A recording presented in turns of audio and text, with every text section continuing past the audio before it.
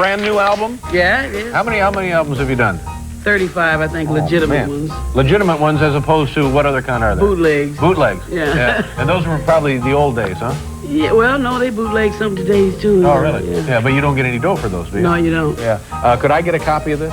Sure. Could I get like a CD of this as well? Sure. Okay, good.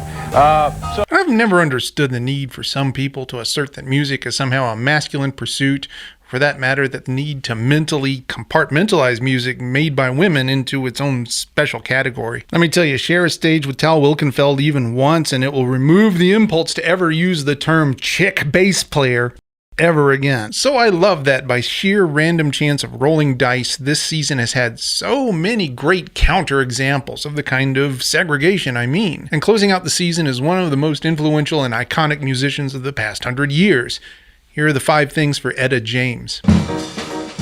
Etta James had an idyllic childhood, was born into a prosperous and loving family, encouraged to pursue her creativity freely, flourished at school, and turned down offers for full-ride scholarships from Juilliard, Princeton, and even Oxford to pursue her first love of music. Man, that would be nice, wouldn't it? Now tell the real story. James Etta Hawkins was born in 1938 in Los Angeles, the child of 14-year-old Dorothy Hawkins and an unknown father. James Etta's mom would routinely leave her alone for extended periods for the purpose of pursuing relationships, and that resulted in her young life being a constant move between friends, family, and the foster care system. In fact, her mom was around so infrequently that young James Etta referred to her as the mystery woman. She spent a good portion of her formative years with her grandmother, who would bring her to the local St. Paul Baptist Church. The church's musical director began training James Etta at a very young age, like 5, and also included her as a featured soloist in Sunday services and also in local radio shows. Part of her training involved getting repeatedly punched in the chest to encourage diaphragmatic singing. Aside from her grandmother, James Etta spent a good portion of her childhood with foster parents, who she referred to as Sarge and Mama Lou. One of Sarge's favorite pastimes was to get inebriated with friends, then wake up young James Etta to force her, with beatings, to sing for everyone.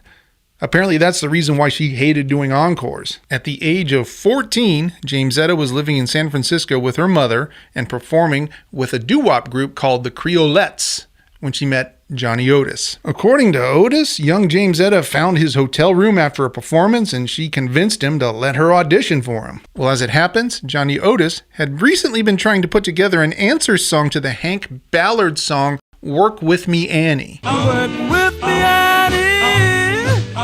Let's get it while the getting is good. So good, So he hired James Etta and the Creolettes to help him, changing their name to the Peaches and changing James Etta's name to Etta James. James Etta, Etta James, get it? The song, for which Etta James was given co-writing credit, was called The Wallflower. Well, it was originally called Roll With Me, Henry, but in 1955, the phrase Roll With Me was seen as entirely too dirty to serve as a song title. Roll with me, Henry. all right. You better roll it while the rolling is on. Roll on, roll on. The Wallflower went to number 1 on the R&B charts. Etta James and the Peaches were signed to Modern Records, and they got a spot opening for Little Richard. Then along comes Georgia Gibbs, who recorded a note-for-note remake of The Wallflower, renaming it Dance With Me, Henry. Because clearly Georgia Gibbs doesn't roll like that. Dance with me, Henry. All right. You gotta dance while the music goes down. Roll on, roll on. As you might expect, if you know anything at all about music in the 1950s,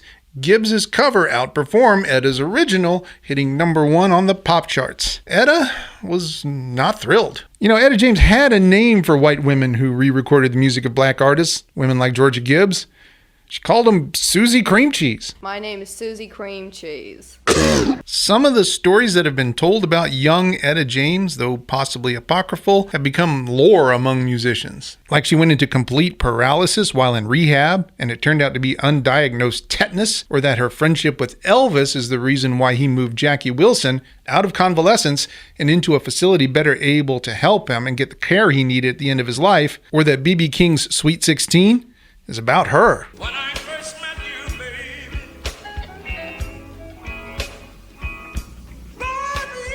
just sweet 16. In 1960, her contract with Modern Records was up, But instead of renewing, she decided to leave the Peaches and sign with Argo Records, a division of Chess. Around this time, she started a relationship with Moonglow's singer Harvey Fuqua. Remember Sincerely? She recorded a number of duets with Fuqua, with a couple, If I Can't Have You and Spoonful, charting on the R&B charts. Women die for that spoonful. Yeah, and men will cry for that spoonful. She also sang backup for Chuck Berry on his single Back in the USA. Oh well, I feel so good today. Her first solo release on Chess was All I Could Do Was Cry, which reached number 2 on the R&B charts. Clearly, Etta James had a powerful, commanding voice, perfect for blues and R&B, but Leonard Chess also heard in her the ability to beautifully execute a ballad. So he started arranging sessions for her that included strings and slower, more expressive songs. The first of these was My Dearest Darling, released in May of 1960, followed up a few months later by her debut album, At Last. The 10 tracks on At Last were heavy on the ballads, like the title track, written by Matt Gordon and Henry Warren, and popularized by Glenn Miller in the film Sun Valley Serenade, with Ray Anthony on trumpet.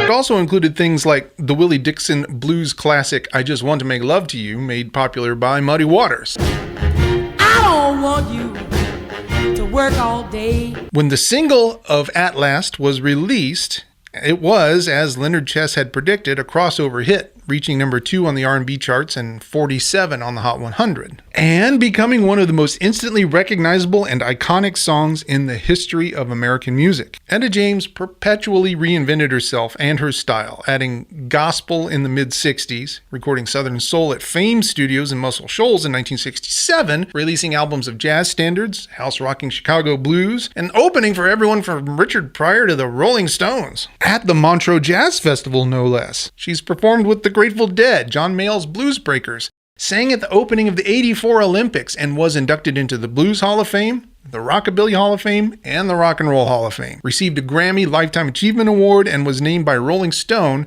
as one of the 100 best singers of all time. Number 22 in their 2008 list between David Bowie and Johnny Cash. Number 41 in their 2023 list between Teddy Pendergrass and Aaliyah. Overall, a supreme badass with an extraordinary career. And that's the 5 things for Etta James. I'm off to listen to her best. Back soon with First Impressions. And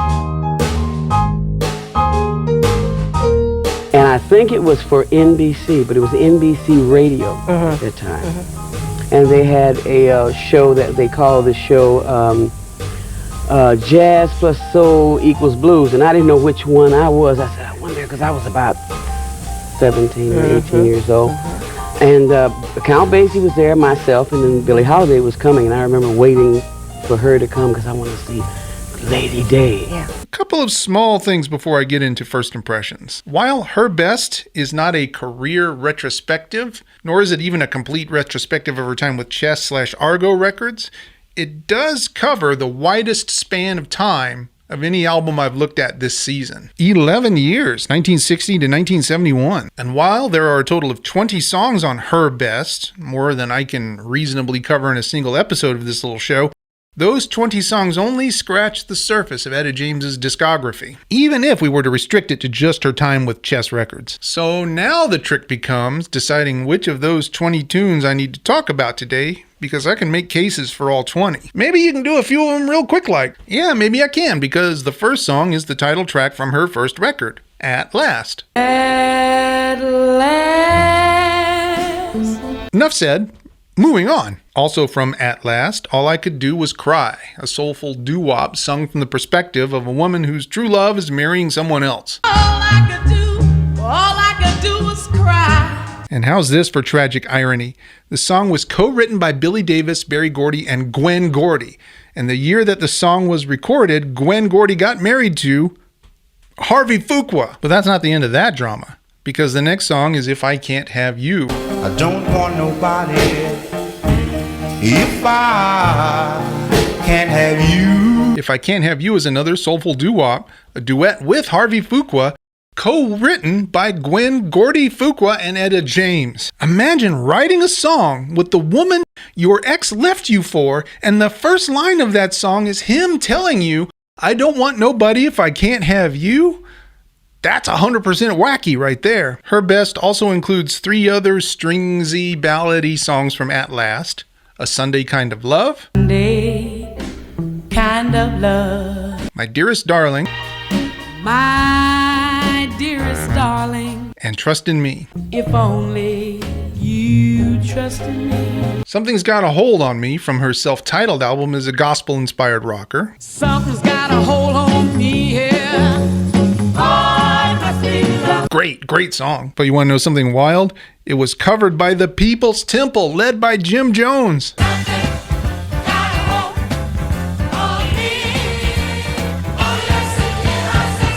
Rounding out the first half of the album are 2 songs from the Second Time Around album, Fool That I Am, Fool that I am. and Don't Cry Baby, Don't cry, baby. and also the non-album single Next Door to the Blues.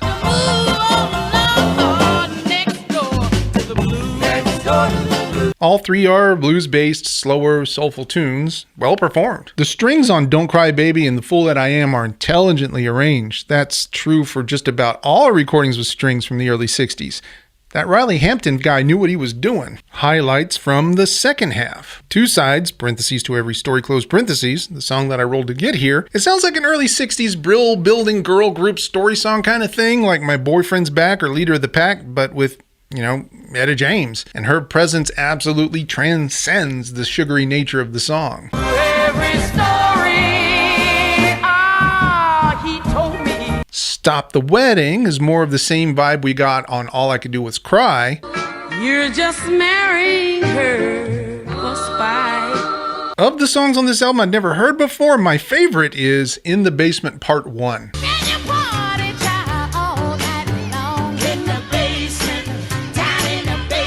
Really great mid-60s funk, and a duet with Sugar Pie DeSanto. Another Johnny Otis discovery. The live version of the Jimmy Reed song Baby What You Want Me to Do from the live album Etta James Rocks the House. Run, hide, run any way you want it, let it roll. That's pretty great. And as near as I can tell, that album was the very first one to feature David T. Walker on guitar. I'd Rather Go Blind. I would rather go blind, boy.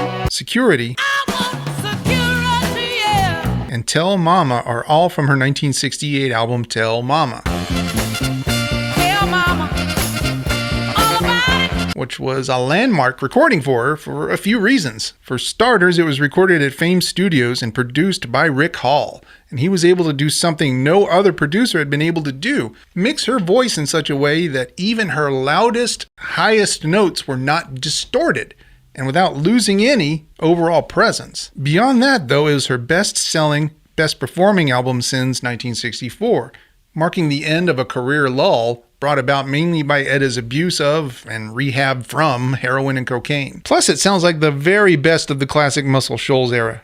Great songs, great album. All the Way Down is absolutely wild. It starts off with some Christoph Penderecki-style dissonant string tremolos, leading into an Isaac Hayes-sounding soul groove.